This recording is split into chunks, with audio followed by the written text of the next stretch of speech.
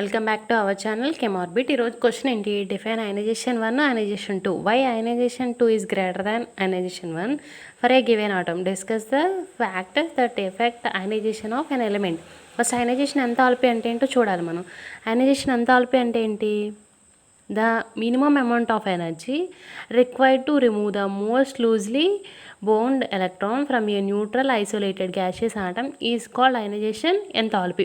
ionization enthalpy అంటే ఏంటి? మనకి మినిమం అమౌంట్ ఆఫ్ ఎనర్జీ కావాలి. దీనికి ఒక ఎలక్ట్రాన్ని రిమూవ్ చేయడానికి మనకి ఎంత అయితే అమౌంట్ ఆఫ్ ఎనర్జీ అవసరం అవుతుందో అన్నీ మనం ఏమంటాం?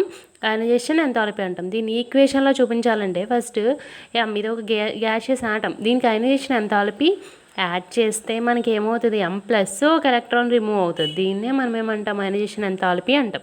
ఫస్ట్ అయనైజేషన్ ఎంథాల్పీ అంటే ఏంటో ఫస్ట్ చెప్పాలి. The energy required to remove, same అంతే, required to remove an electron a neutral isolated gases atom is called first ionization enthalpy అంటాం. అంటే ఏంటి? ఫస్ట్ అయనైజేషన్ ఎంథాల్పీ అంటే ఏంటి? ఇది కూడా అంతే, ఎనర్జీ రిక్వైర్డ్ ఏంటి?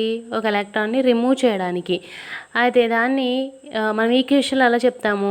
M plus ionization 1 first ionization enthalpy apply చేస్తే ఏమవుతుంది? M ప్లస్ ఒక ఎలక్ట్రాన్ రిలీజ్ అవుతుంది.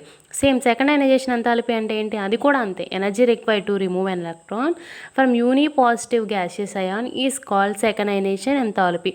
దీని ఈక్వేషన్లో ఎలా చెప్తాము? M plus second ionization enthalpy అంటే ఈ M plus second ionization enthalpy apply చేసినప్పుడు ఏమవుతుంది? M 2 ప్లస్ అవుతుంది. అంటే ఇందులోంచి ఇంకొక ఎలక్ట్రాన్ రిమూవ్ అవుతుంది అనమాట. అక్కడికి సెకండ్ అయనైజేషన్ ఎంథాల్పీ. మళ్ళీ క్వశ్చన్లో ఏమి ఇచ్చాడు? Why ionization 2 is greater than ionization 1. ఇది మనం ఈ నోట్స్లో రాస్తాం. ఎలాగా? Second ionization enthalpy is always more than first ionization enthalpy. ఈ ఈక్వేషన్నే మనం ఎలా రాసుకున్నాం? వర్డ్స్లో రాసుకున్నాం. Second ionization enthalpy is always more than first ionization enthalpy.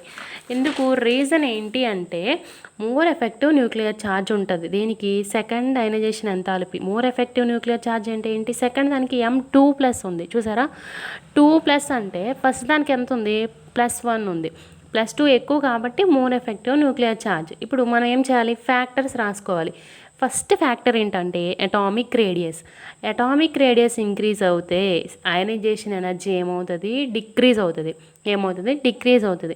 దీని ఈక్వేషన్లో చెప్పాలంటే ఏం చేస్తామంటే atomic radius inversely proportional to ionisation energy. I అంటే ఏంటి? Ionisation energy. Inversely proportional to ionisation energy. ఇక్కడ ఇన్వర్స్లీ ప్రపోర్షనల్ అని ఎందుకు రాసాము? ఇక్కడ ఇంక్రీజ్ అయింది కదా, ఇంక్రీజ్ అయింది, ఇక్కడ డిక్రీజ్ అయింది. ఇలా ఇన్వర్స్లీ అంటే ఒకటి ఇంక్రీజ్ అయినప్పుడు డిక్రీజ్ అయింది అంటే దాన్ని ఇన్వర్స్లీ రాసుకుంటాం. కింద చూడండి ఒకసారి, న్యూక్లియర్ ఛార్జ్ ఏమవుతుంది? న్యూక్లియర్ ఛార్జ్ని ఇంక్రీజ్ చేస్తాం. అయనైజేషన్ ఎనర్జీ ఏమవుతుంది? అయనైజేషన్ ఎనర్జీ కూడా ఇంక్రీజ్ అవుతుంది. రెండు ఇంక్రీజ్ కాబట్టి డైరెక్ట్లీ ప్రపోర్షనల్లో రాసుకున్నాం. అర్థమైందా? ఒకటి ఇంక్రీజ్ అయ్యి ఒకటి డిక్రీజ్ అయితే ఇన్వర్స్లీ ప్రపోర్షనల్లో రాసుకుంటాం. రెండు ఇంక్రీజ్ అయితే ఏం రాసుకుంటాం? డైరెక్ట్లీ ప్రపోర్షనల్లో రాసుకుంటాం. థర్డ్ ఎఫెక్ట్ ఏంటంటే స్క్రీనింగ్ ఎఫెక్ట్ ఇంక్రీజ్ అయింది అనుకోండి, అయనైజేషన్ ఎంథాల్పీ ఏమవుతుందమ్మా? అది డిక్రీజ్ అవుతుంది. అంటే ఇది ఇప్పుడు ఇక్కడ ఏం రాసుకోవాలి మనం? ఇన్వర్స్లీ ప్రపోర్షనల్లో రాసుకోవాలి. ఇన్వర్స్లీ ప్రపోర్షనల్లో ఎలా రాసుకుంటాం? Screening effect inversely proportional to ionisation energy అనమాట. ఫోర్త్ ఏంటి?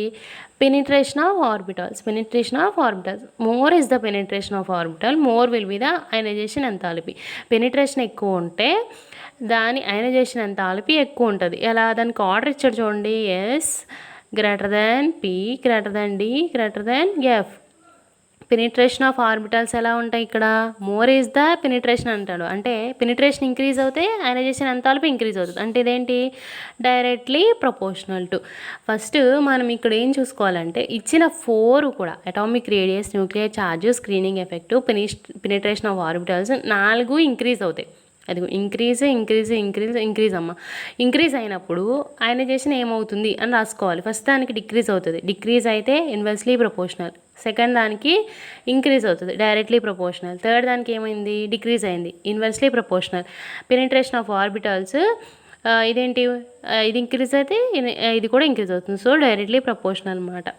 ఇలాంటి వీడియోస్ ఇంకా కావాలి అంటే సబ్స్క్రైబ్ చేయండి, లైక్ చేయండి, మీ ఫ్రెండ్స్కి షేర్ చేయండి.